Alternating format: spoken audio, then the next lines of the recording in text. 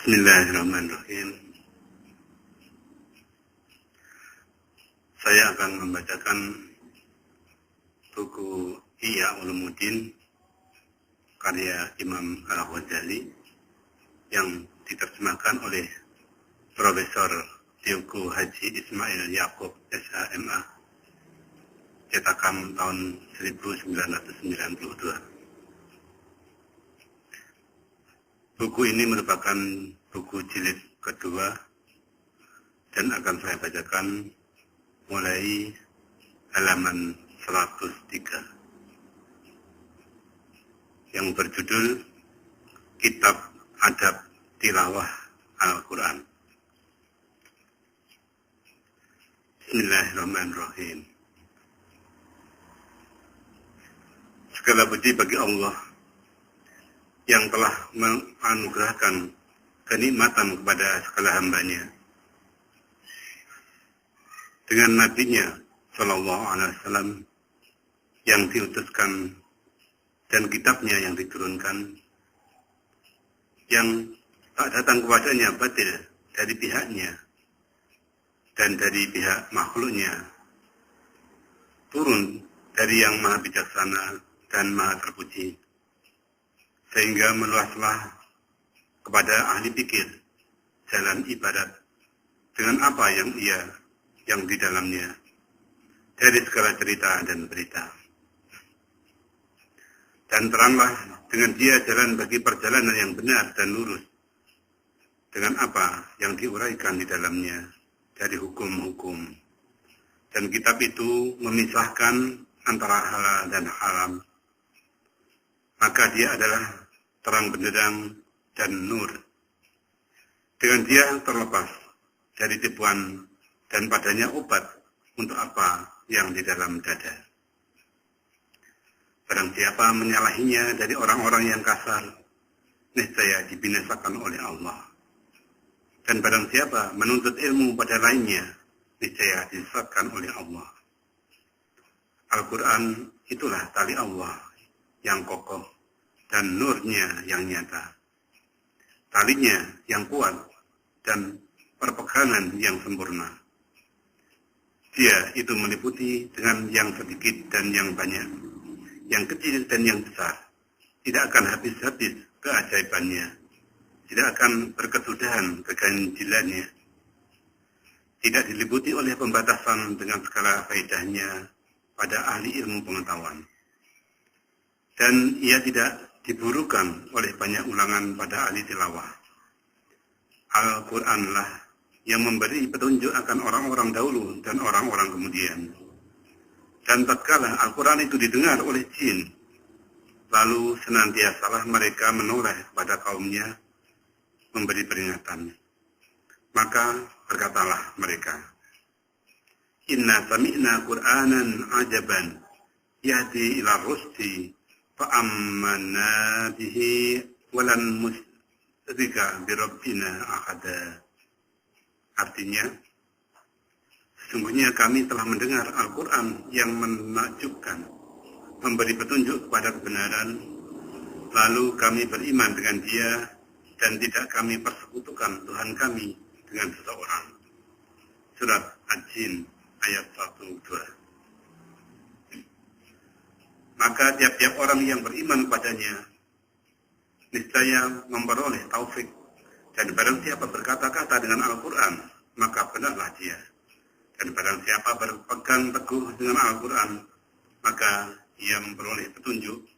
Dan barang siapa berbuat sepanjang Al-Quran, maka ia memperoleh kemenangan. Berfirman Allah Ta'ala, Inna nahnu nazzalna dzikra wa inna lahu lahafidun.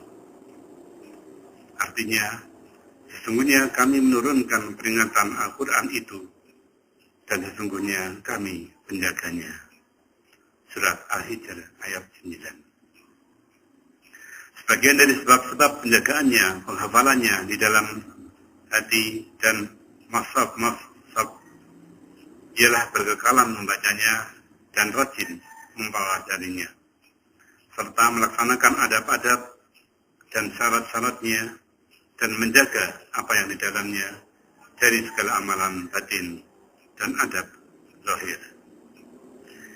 Yang demikian itu tidak boleh tidak daripada penjelasan dan penguraian, dan terbukalah segala maksudnya untuk itu dalam 4 bab. Bab pertama tentang kelebihan Al-Quran dan ahli Al-Quran. Bab kedua tentang adab tilawah pada zahir. Bab ketiga tentang amalan-amalan batin ketika tilawah. Bab keempat tentang pemahaman dan penafsiran Al-Quran dengan pendapat, pikiran, dan lainnya. Bab pertama tentang kelebihan Al-Quran dan ahlul Quran dan pencelaan terhadap orang-orang yang teledor pada tilawahnya. Kelebihan Al-Quran.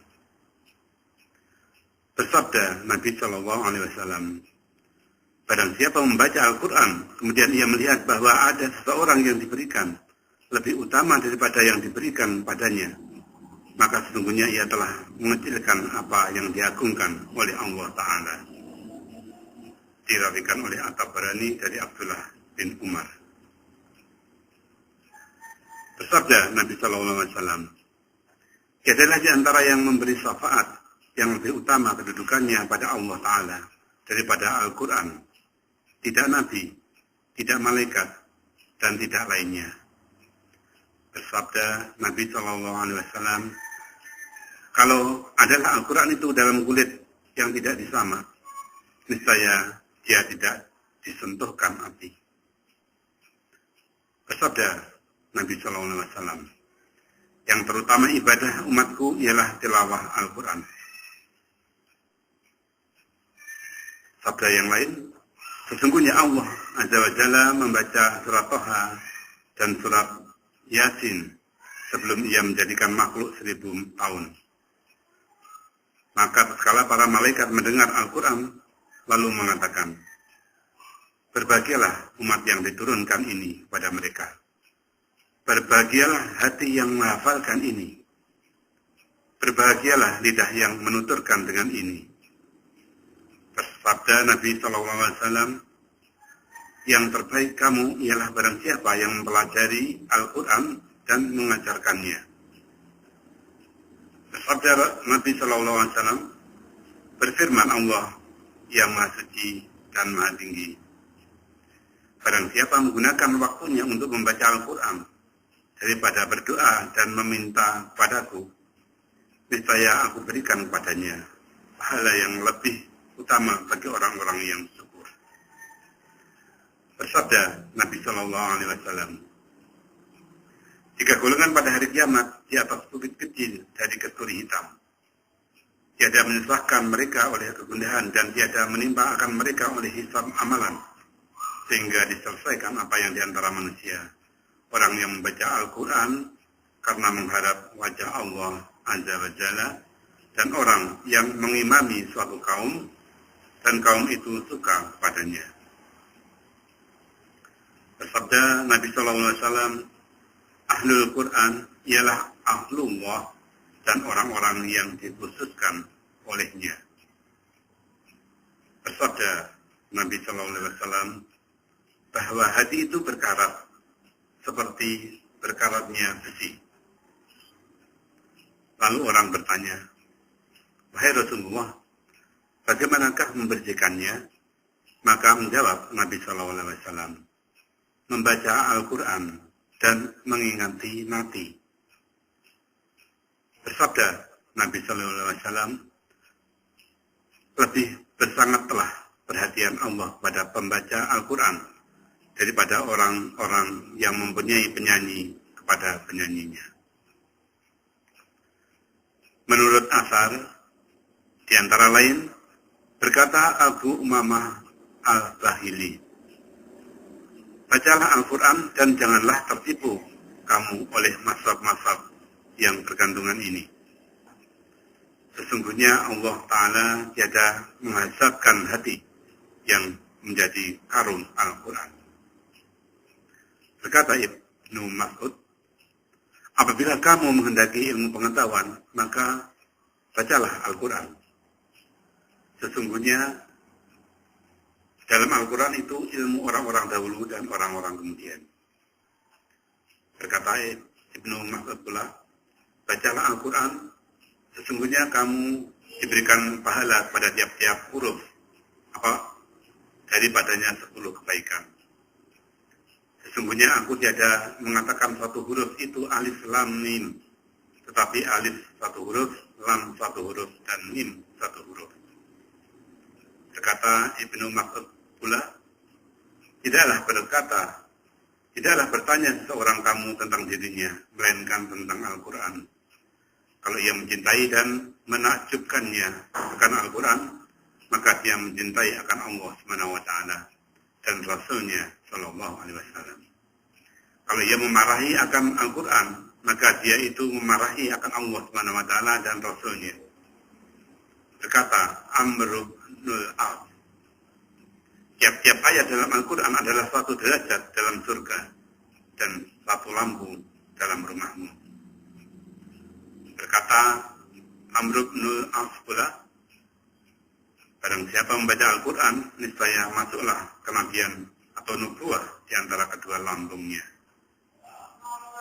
Hanya tidak diturunkan wahyu kepadanya. Berkata Abu Hurairah, sesungguhnya rumah yang dibacakannya padanya Al-Quran, niscaya lapanglah penghuni rumah itu. Banyaklah kebajikannya, datanglah kepadanya malaikat, dan keluarlah daripadanya setan-setan. Dan sesungguhnya rumah yang tidak dibacakan padanya kitabullah azza wa jalla, niscaya sempitlah penghuninya, sedikitlah kebajikannya, keluarlah daripadanya malaikat, dan datanglah kepadanya setan-setan. Berkata Ahmad bin Hanbal, aku bermimpi Allah azza wa jalla di dalam tidur, maka aku bertanya, wahai Tuhanku, apakah yang lebih utama yang didekati dengan itu oleh orang-orang yang mendekati atau al-mutaqarribun kepadamu? Menjawab Allah azza wa jalla dengan kalamku, perkataanku, wahai Ahmad. Berkata Ahmad bin Hanbal, lalu aku bertanya, wahai Tuhanku, dengan mengerti atau tanpa mengerti? Menjawab Allah azza wa jalla, dengan mengerti atau tanpa mengerti. Berkata Muhammad bin Ka'ab Al-Qardi, apabila manusia mendengar Al-Quran daripada Allah azza wa jalla pada hari kiamat, maka seakan-akan mereka itu belum pernah sekali-kali mendengarnya. Berkata Al-Fudail bin Iyad, seyogialah bagi seorang pembawa Al-Quran bahwa tak ada keperluannya pada seorang dan kepada khalifah-khalifah dan orang-orang yang di bawahnya. Bahwa seyogialah hajat keperluan manusia ramai ada padanya. Berkata Al-Fudail pula, pembawa Al-Quran ialah pembawa bendera Islam. Maka tidak wajarlah ia bersendagura bersama orang yang bersendagura. Tidaklah ia lupa bersama orang yang lupa. Dan tidaklah ia berbuat yang sia-sia bersama orang yang berbuat sia-sia. Karena mengagungkan hak Al-Quran. Berkata Sufyan As-Suri, apabila seseorang membaca Al-Quran, niscaya malaikat mencium di antara dua matanya. Berkata Amr bin Maimun, barang siapa membaca mushaf Al-Quran ketika bersalat subuh, lalu membaca daripadanya 100 ayat, niscaya ia ditinggikan oleh Allah azza wa jalla seperti amal seluruh penduduk dunia. Dan diriwayatkan bahwa Khalid bin Uqbah datang pada Rasulullah Shallallahu Alaihi Wasallam seraya berkata, bacakanlah kepadaku Al-Quran. Lalu Nabi Shallallahu Alaihi Wasallam membacakan kepadanya, Inna Allaha ya'muru bil adli wal ihsani wa ita'i dzil qurba. Surat An-Nahl ayat 90, yang artinya, Sesungguhnya Allah memerintahkan menjalankan keadilan, berbuat kebaikan, dan memberi kepada kerabat-kerabat. Lalu Khalid berkata kepada Nabi Shallallahu Alaihi Wasallam, ulangilah. Maka Nabi Shallallahu Alaihi Wasallam memulainya. Kemudian berkata Khalid, demi Allah, sesungguhnya Al-Quran itu mempunyai kemanisan, padanya kecantikan, bawahnya berdaun, dan atasnya berbuah, dan tidaklah ini dikatakan oleh manusia.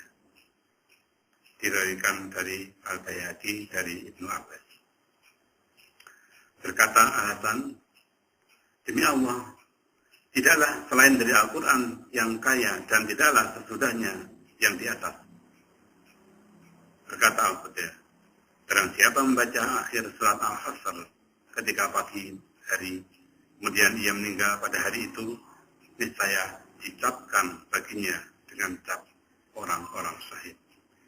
Dan barang siapa membacanya ketika sore hari, kemudian ia meninggal, maka malamnya niscaya dicapkan baginya dengan cap orang-orang yang syahid. Berkata Al-Qasim bin Abdurrahman, aku bertanya kepada sebagian orang-orang yang kuat beribadah, tiadakah di sini seseorang yang dapat menjadi teman rapat? Lalu orang tadi mengambil al-mushaf dan meletakkan di atas pangkuannya seraya berkata, ini. Berkata Ali bin Abi Thalib radhiyallahu anhu, jika perkara menambahkan pemeliharaan badan dan menghilangkan dahak, yaitu bersuci, berpuasa, dan membaca Al-Quran. Berkata Anas bin Malik, banyaklah membaca Al-Quran, dan Al-Quran itu mengutuknya. Berkata Maisarah, yang asing itu ialah Al-Quran pada mulut orang zalim. Berkata Abu Sulaiman Ad-Darani, malaikat Zabaniyah itu lebih cepat kepada pembawa Al-Quran yang mendoakai Allah Azza wa Jalla daripada penyembah berhala. Ketika mereka itu mendoakai Allah Subhanahu wa Ta'ala sesudah membaca Al-Quran. Berkata sebagian ulama, apabila seorang anak Adam membaca Al-Quran, kemudian mencampurkannya dengan perkataan lain, kemudian kembali lalu membaca lagi, niscaya dikatakan kepadanya, mengapakah engkau begitu dengan kalamku? Berkata Ibnu Rahmah, aku menyesal atas hafalanku akan Al-Quran, karena sampai kepadaku bahwa teman-teman Al-Quran itu ditanyakan tentang apa yang ditanyakan Nabi-Nabi daripadanya pada hari kiamat.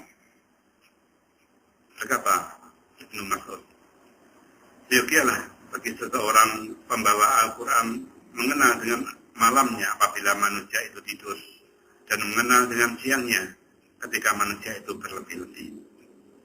Dengan kesusahannya apabila manusia itu bersuka-suka, dengan tangisnya apabila manusia itu tertawa-tawa, dengan diamnya apabila manusia itu masuk dalam pembicaraan, dan dengan khusyuknya apabila manusia itu sombong. Dan seyogialah bagi seseorang pembawa Al-Quran berkeadaan tenang dan lemah lembut, dan tidak wajarlah berkeadaan tegang, pemarah, memekik-mekik, membuat keributan, dan bersikap keras sebagai besi.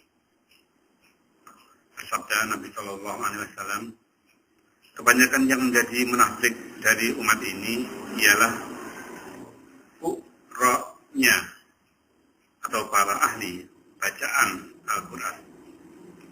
Diriwayatkan Ahmad dari Uqbah bin Amr dan Abdullah bin Amr. Bersabda Nabi Sallallahu Alaihi Wasallam, bacalah Al-Quran di mana ia melarang engkau daripada perbuatan maksiat. Maka kalau ia tidak melarang engkau dari perbuatan maksiat itu, niscaya tidaklah engkau membacanya. Bersabda Nabi Sallallahu Alaihi Wasallam, tiada beriman dengan Al-Quran orang yang menghalalkan barang yang diharamkannya. Berkata sebagian salaf, sesungguhnya seorang hamba Allah memulai suatu surat dari Al-Quran, maka berdoa para malaikat padanya sampai selesai ia dari surat itu. Dan sesungguhnya seorang hamba memulai suatu surat dari Al-Quran, maka para malaikat mengutuinya sampai selesai ia dari surat itu. Maka ditanyakan pada salaf tadi, mengapakah demikian? Lalu ia menjawab, apabila hamba itu menghalalkan yang dihalalkan surat tersebut dan mengharamkan yang diharamkannya, maka berdoalah para malaikat padanya. Dan kalau tidak demikian, maka para malaikat itu mengutuknya. Berkata sebagian ulama, sesungguhnya seorang hamba yang membaca Al-Quran lalu mengutuk dirinya sendiri dan ia tidak tahu seraya membaca ala la'natullahi ala zalimin. Ketahuilah, kutukan Allah itu ke atas orang-orang zalim. Surat Hud ayat 18. Dan ia zalim pada dirinya sendiri. Dan la'natullahi alal kadhibin. Ketahuilah, kutukan Allah itu ke atas orang-orang pendusta. Sedang ia sebagian daripada mereka. Berkata Al-Hasan, sesungguhnya kamu membuat pembacaan Al-Quran itu beberapa jarak jauh, dan kamu jadikan malam itu unta. Maka kamu mengendarai unta itu, lalu kamu menempuh dengan dia jarak-jarak jauhnya. Dan sesungguhnya orang-orang yang sebelum kamu memandang Al-Quran itu surat-surat dari Tuhannya.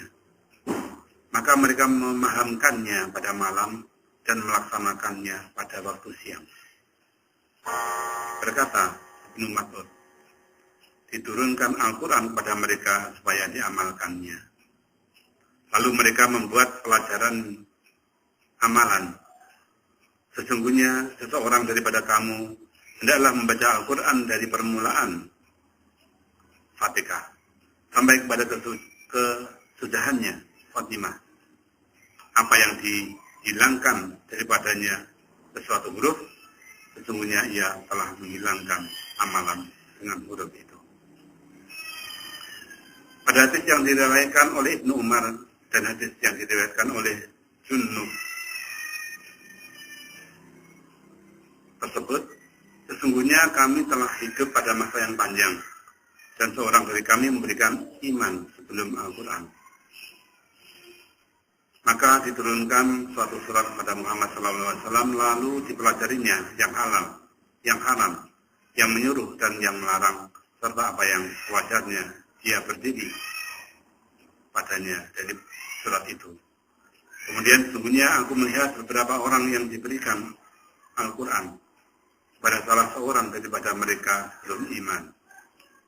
Maka dibacakannya apa yang ada di antara mereka permulaan kitab atau Fatihah kitab sampai kepada kesudahannya, khotimahnya, di mana ia tidak mengetahui apa yang menyuruhnya dan apa yang melarangnya, dan tidak mengetahui apa yang sewajarnya ia berdiri padanya daripada kitab itu.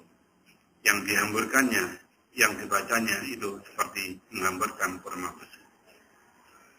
Dan tersebut dalam Taurat, hai hambaku, adakah tidak engkau malu padaku? Datang padamu sebuah kitab dari sebagian saudaramu, dan engkau di jalan sedang berjalan. Lalu engkau berpaling pada jalan itu, seraya duduk karena kitab tersebut, membacanya dan memahaminya huruf demi huruf, sehingga sedikit pun daripadanya tiada luput bagimu. Dan inilah kitabku yang aku turunkan padamu. Lihatlah, berapa banyak aku terangkan di dalamnya penjelasan bagimu, dan berapa banyak aku ulangi di dalamnya padamu, supaya engkau perhatikan panjang dan lebarnya. Kemudian engkau berpaling dari kitab itu. Adakah aku ini lebih hina daripada kamu, dari sebagian saudaramu itu? Hai hambaku, duduk padamu sebagian saudaramu, lalu kamu terima dia dengan seluruh perhatianmu, dan engkau perhatikan segala perkataannya dengan penuh hatimu. Kalau ada orang lain yang berkata atau dirintangi engkau oleh suatu perintah daripada mendengar perkataannya, niscaya engkau isyaratkan padanya supaya ia berhenti daripadanya berkata-kata. Dan adalah aku dihadapkan diri kepadamu dan bercakap-cakap dengan kamu, sedang kamu berpaling daripadaku dengan hatimu. Apakah engkau jadikan aku lebih hina daripada sebagian saudaramu?